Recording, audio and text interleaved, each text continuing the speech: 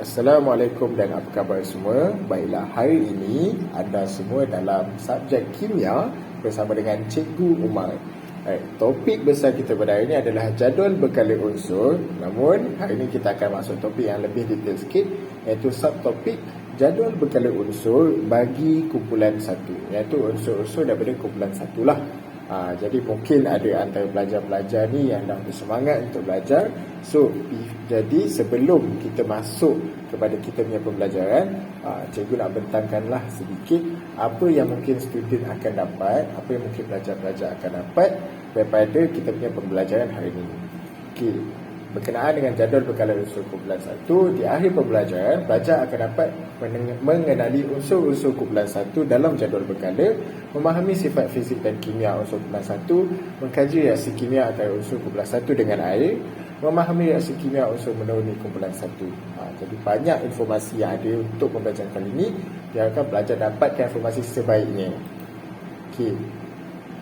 Jadi apakah unsur-unsur dalam kumpulan 1? Kumpulan 1 ni lebih dikenali sebagai kumpulan logam alkali sebab unsur-unsur dalam ni adalah unsur logam yang bersifatkan alkali. Kita ada 6 unsur dalam kumpulan 1. Yang pertama lithium, Li. Yang kedua Na, natrium. Yang ketiga K, iaitu kalium. Yang keempat Rb, iaitu rubidium. Yang kelima Cs, iaitu cesium. Dan yang terakhir adalah Fr, iaitu francium. Dalam kumpulan 1 ni kedudukannya terletak dekat bahagian sebelah kiri sekali dalam jadual berkala unsur. Okey, seterusnya mari kita kenal sifat fizik unsur dalam kumpulan 1. Okey, semakin menuruni kumpulan, jejari atom semakin membesar disebabkan ada penambahan bilangan-bilangan atom. Semakin menuruni kumpulan 1 ni, bilangan atom di dalam unsur tu makin bertambah. Disebabkan itu, jejari atom tu pun makin membesar. Seterusnya, takat lebur dan takat didih semakin menurun. Sebab apa semakin menurun? Sebab apabila jejari atom makin membesar, daya tarikan logam antara titik tengah iaitu nukleus dan elektron valence yang terakhir, yang ada pada petala terakhir, semakin berkurangan. Oleh sebab itu, tak memerlukan haba yang tinggi untuk mencapai takat lebur dan juga takat didih. Iaitu untuk melepaskan atom tu tidak memerlukan haba yang tinggi. Yang ketiga adalah ketumpatan unsur akan bertambah.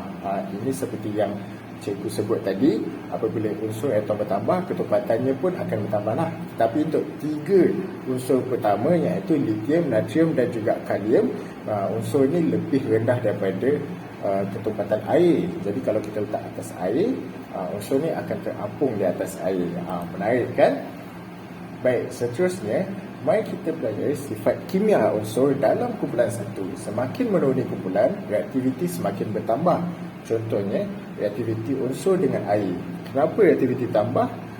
Dr. Cikgu akan terangkan kemudian. Dan sebelum itu kita tengok satu video dulu.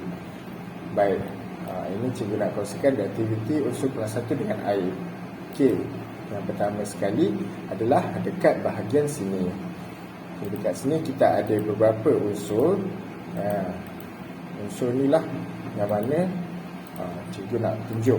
Okey, pertama sekali kita letak unsur dekat dalam ni. Okey, unsur ni kita letak lithium. Kita dapat nampak lah dia ada reaksi tetapi tidak terlalu orang kata tidak terlalu kuat. Kemudiannya untuk bekas kedua ni kita ada letak unsur natrium dan dia ada reaksi juga tak terlalu kuat tapi lebih kuat daripada unsur yang tadi. Kemudian untuk bekas yang ketiga kita letak satu lagi yang lebih besar iaitu kalium dan kita dapat nampak reaktivitinya lebih aktif daripada yang sebelum ni. Okey, ini adalah contohlah sedikit video ni. Okey, kenapa reaktiviti tinggi dengan air? Sebab reaktiviti ni bergantung kepada kecenderungan unsur untuk mendebar atom.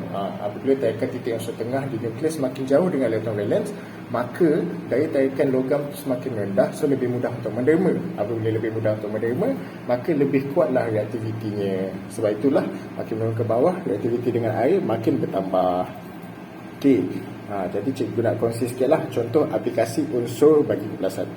Contohnya lithium digunakan untuk pembuatan bateri, manakala natrium pula digunakan untuk pembuatan lampu wap. Boleh juga korang search untuk kegunaan-kegunaan aplikasi unsur kumpulan 1 yang lain. Jadi setakat itu sahaja cikgu punya pengajaran pada hari ini. Cikgu harap dapat ambil lah banyak informasi dan juga maklumat daripada topik yang cikgu kongsikan. Semoga korang semua dapat percaya pada satu hari nanti dan jadi cikgu kimia macam Cikgu Umar. Terima kasih.